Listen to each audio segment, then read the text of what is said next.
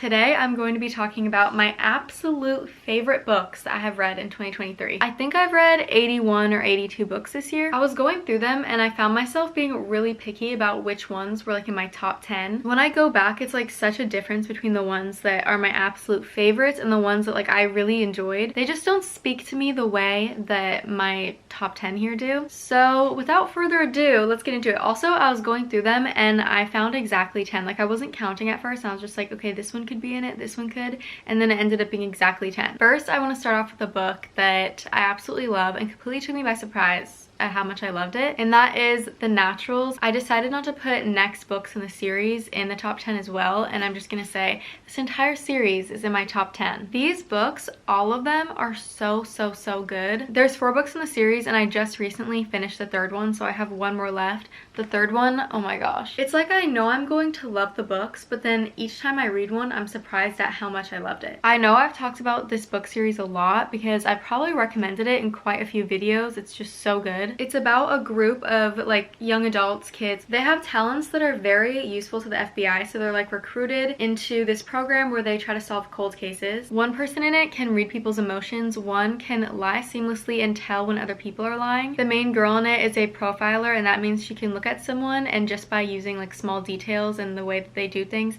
she knows so much about them and how they would behave in certain situations. But they very quickly end up getting roped into the cases themselves, so it's like very intense, high stakes. There's a love triangle. It's not like one of the big parts in the plot. Well, it kind of is, but it's like, it's more of a subplot. The main thing is just this mystery murder thing going on. I used to not think that I would like that type of thing very much, but this was amazing. This just got me like deeper into the genre. I was like a little bit into the genre already, but I wasn't that much into it, and this really just was the final push. I don't know if I could ever find a book series quite like this one again, but I really hope that I can because this was so good. It's like I don't even want the series to end. I have 1 book left and I do not want it to end because it's so good. It's one of those books that truly baffles me. How was everything put together so well and just is so interesting. Such good pacing, always keeps me on the edge of my seat. I love it. Also, I love the characters in this. They're all very different from each other and they're very entertaining to read about. They also feel really real. There are just endless good things about this series. The Dead Romantics is a romance that I read closer to the beginning of this year. It's different from a lot of romances that I read. It has some paranormal vibes to it, but not in a scary way, in like a really sweet way. It's just so different from a lot of the romance books that I've read, and it was so refreshing to read. The main girl goes through a heartbreak, a breakup, and she doesn't really believe in love anymore. And then this editor, who she kind of has beef with her editor, he's like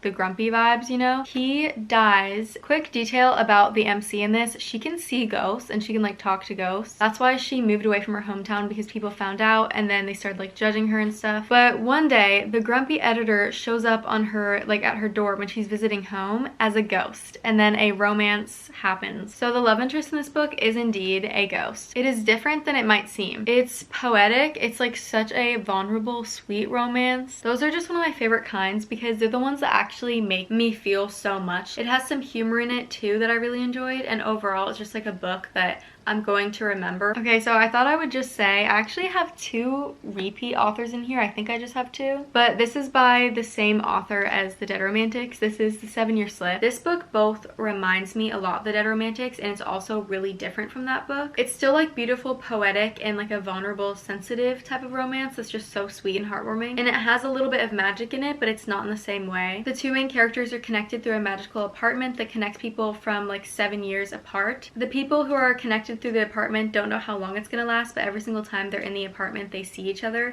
so a romance happens, and then when they stop seeing each other, you're in the girl's POV, so like he still exists in the outside world, he still exists in the current world in his current time, but he's the one who's coming from like 7 years in the past in that apartment. So when she goes out into the current world, he's 7 years in the future. This was so special. This was such a special book. 7 years is like kind of a long time for a gap in a romance to happen. It's almost like a second chance romance because of that. It was just so beautiful, magical, amazing. I would highly recommend. I could not make this video without mentioning Daisy Jones and the Six, the first book that I read this year. I really started off with a bang. Daisy Jones and the Six is unlike any other book that I've ever read. It is written like a script. It has the names and then it has what they say after. It's like it's being done in interview style. I know like that may seem kind of strange, but it's just so good. Like it doesn't really affect it in a bad way. It just feels right to read it like that. I also did listen to a lot of it as an audiobook too. I like went back and forth between them, and I think that was a really good experience. The audiobook of this was really good. There's a whole cast of characters, so it's like different voices for each person. This is one of those books where there are just so many quotes in it that I just wanted to remember, and I really loved them. I feel like one of the best ways to describe Daisy Jones and the Six is just iconic. There's also the show that came out this year that was really good, and there's also an entire album from this book. This follows a band that's like up and coming, and the band forming together and then getting really big, and then it just talks about like love and complicated relationships. It has like so many aspects to it. I thought it was really beautiful, and one thing I love about Taylor Jenkins Reid books is that a lot of times there's characters and you don't always agree with what they're doing. You don't always really like them that much. But then at the end of the day, like I still loved the characters in this book. Even like when I didn't like them, I loved them, and I feel like that's like such a cool thing to be able to do in a book, and like it's a cool thing to feel too for the characters, and it just moved me. I would highly recommend this. This is another one that I just recommend to so many people. Blade of Secrets, I was not expecting when I was like going in to read this one to be putting it in the top 10 favorites, but when I was looking back at all the books I read, I was like, okay, wait, this was actually one of my favorite ones that I read. My brother actually picked this out for me to read, so big shout out to him. It was fun. It had good pacing. I was flying through it. I really liked the MC. The MC felt very real. I love when a main character like struggles with something and you kind of see them like trying to overcome it. I feel like that's a really nice touch in a fantasy book like this, because it makes it feel like it has like a heart and soul to it, you know? It makes the characters feel more real, makes the story feel more real. The romance is one of the most surprising and like sweetest things ever. It's one of those where I'm like, dang, how'd someone even write one like this sweet? It like makes me smile even thinking about the romance, because it was just so cute and like, oh, it was just so adorable. There's a found family which really took root in this book, and I feel like it's just gonna keep growing throughout the next one. I did get the next one. I'm gonna be reading it soon, which I'm really excited about. The concept of this is really cool. It's like this found family group. They end up coming together by just like circumstances. They're on the run from this powerful warlord who is trying to commission a weapon from the main girl, who is a magical bladesmith. She forges weapons that have magic in them, and not everyone has magical powers, but she's one of those people who do, and that's like her specific gift that she has. So it's highly sought after, especially by people who want to take over the world. So they're all just like trying to survive and make it to where the weapons don't get into the wrong hands. It's just really good. I feel like I don't talk about this one that much, or like maybe I have, I don't know, but The Stolen Heir was really good. It starts off with this girl who, she was from like the Fae world. When she was younger, she was hidden with like a human family and camouflaged into a human, but then her evil real family comes back to take her back. She has a really rough childhood after that. She spends a lot of time living on her own in the forest. Then one day her childhood friend comes and stops by and says that he needs her for something. Her childhood friend happens to be Oak. If you read The Cool Prince, you know that Oak is the heir to the throne. So this is about Oak and Ren. I thought the ending part of this was so good. So good. It made me want to read that next one so bad. It's so fun to be back in like the Fae world. It's so magical and cool and different from any other worlds that I've read about. Checkmate is one that I read really recently, like in the past couple of days. It is about two chess players, and the girl like hasn't played chess in a while since she was younger. They're both like prodigies. The guy has been like a famous popular chess player for a while because he's like the GM. Is that the game? Is it like the game master? Is that what it's for? I don't know. But he's been absolutely killing it since he was little, and she was younger too, watching him. She stopped playing chess for a reason that has to do with her dad, because she used to play chess with her dad, but then something happened with him that you end up figuring out in the book, so she hasn't played for a while. And then she goes back into play it, and she doesn't even know that he's gonna be the one that she's playing against in this tournament, and she does it to help out a friend. But then she ends up playing against him, and she ends up beating him at this chess tournament. So that's like their meet cute. It was so good. It was so good. I do love the STEM sciencey aspect to Ali Hazelwood's books, but I love how this one is chess, because I love, like, I don't know, chess. I've never played or anything, but I just love it. Like, I love hearing about it. Why are stories surrounding chess so good? It says on the cover that it's the perfect rivals to lovers romance, and it really is. It really is. Like, this is a book that, like, I will say, a prime example of why I love Rivals to Lovers. It is done so well. The tension is so good, and they're both like so passionate about what they do, and they're like pushing each other to be better. They're also like competing, but it's like he really just loves to play against her. Like the biggest thing that he wants is literally to like play against her in chess. He's gotten bored of just like winning and winning and winning, and he wants to play against someone who's going to challenge him, and then she is challenging him. She has like certain assumptions of him, and then like her meeting him and actually getting to know him through working with him with chess, she like finds out that he's completely different than a lot of the things that she's heard. And he, like, from the very beginning when they play that first game, it's not like insta-lovey, but he just becomes like really interested because of like someone beating him in chess, and he like soon likes her, but it's like it doesn't feel like insta-lovey or anything like that. Like, it doesn't feel like too much. It feels like perfect. And then it also talks about like certain mental health things and like family problems and stuff like that, and I feel like that was done so well. Like, it was really interesting. I was interested in all of those storylines too. I'm just like amazed by this book. It was done so well, and it's so good, and I recommend it. And it's so cute. Like, this cover is so cute. I love it so much. Okay, I thought I would talk about another Ali Hazelwood. This is like the other repeat author that I'm talking about, and I thought I'd talk about this one after that one. I definitely like that one more than this one, but this one's still in my top 10. This is Love Theoretically by Ali Hazelwood. This is one that follows more of like the sciencey aspect. Even though it talks about that stuff, it's not like boring or anything. It's just like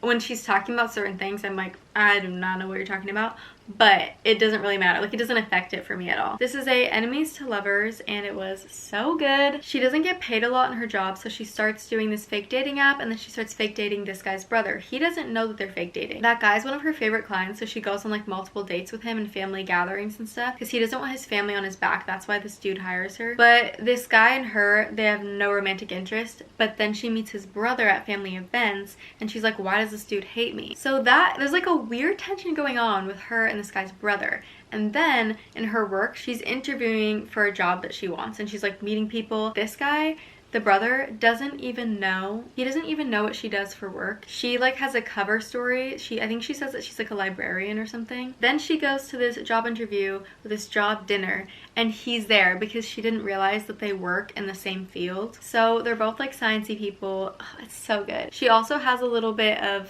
things going on that she has to work through, and I thought that was really interesting in this book too. She's basically just a intense people pleaser, because part of her job when she's fake dating is she has to like know what people like to see and then show it to them and just kind of like fit everyone's role for what they need her to be. I enjoyed this so much, and I flew through it, and I had such a good time reading it. It definitely gave me butterflies. Next we have Powerless. Looking back at all the books I read, I'm like, wait, this one, my reactions to it and how like absolutely obsessed I felt after I read it, like this one definitely is up there. It is such a well done YA fantasy enemies to lovers. It has that storyline where the MC is an absolute badass, which is so fun to read about because they just do such cool stuff, and I'm like, wow. The banter in this book, I was not expecting it. Off the charts. It was like peak enemies to lovers romantasy banter, you know? There is a love triangle, which I didn't dislike it nor liked it that much. I was like kind of in the middle. It was okay, but it didn't affect how much I liked the story overall. Here are the reasons that I love this one right here, okay? 1, the romance. That's number 1. So good. 2, I just like it when the MC does cool stuff, and when she has her own thing going on that the like love interest doesn't know about, but she just has like this whole plan, and she's working to do something that's like really cool and good. There's like a whole rebellion going on, and she's a part of it, but she's like undercover, you know? It was just so good. Some people said it reminded them of the Hunger Games, and I 100% agree, because it has like the whole game where things are recorded. It's not like the same exact concept, but it does have a lot of things that are reminiscent of that.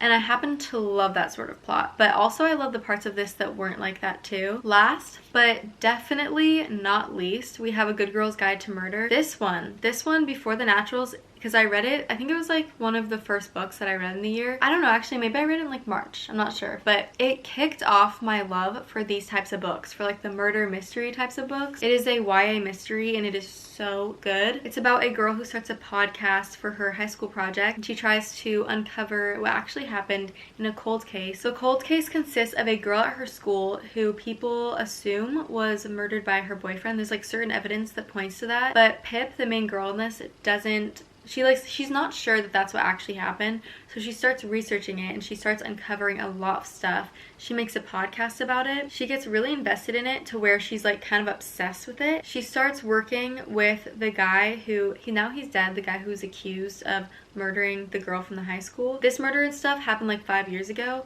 but his family is still alive and he had like a brother and stuff, so she meets up with his brother to like interview, ask him questions, but then his brother ends up wanting in on the investigation, so they start investigating and looking into stuff together, and then there's a romance that happens there, and it's so cute and so good. The small town in this, where like all the people kind of reminded me of the Pretty Little Liars people. Something about it was just reminiscent to me of Pretty Little Liars, but there wasn't like that friend group or anything like that, or any of that sort of vibe. It was just like the town and the suspects. Pip was such a fun character to read about. She just does like the craziest things to figure out what's actually going on. Like, she goes far to figure out what's actually happening. This is another book to where like if I was doing series or books in series 2, like the next ones, I would include the next 2 books of this ones in this video too. I read like the trilogy of this and they were all so good. I also partly listened to the audiobook of this one and I really love the audiobook. The audiobook was really well done. You can have guesses of who it is, but it's not obvious, and if you're guessing it, then so is Pip. Like, Pip is making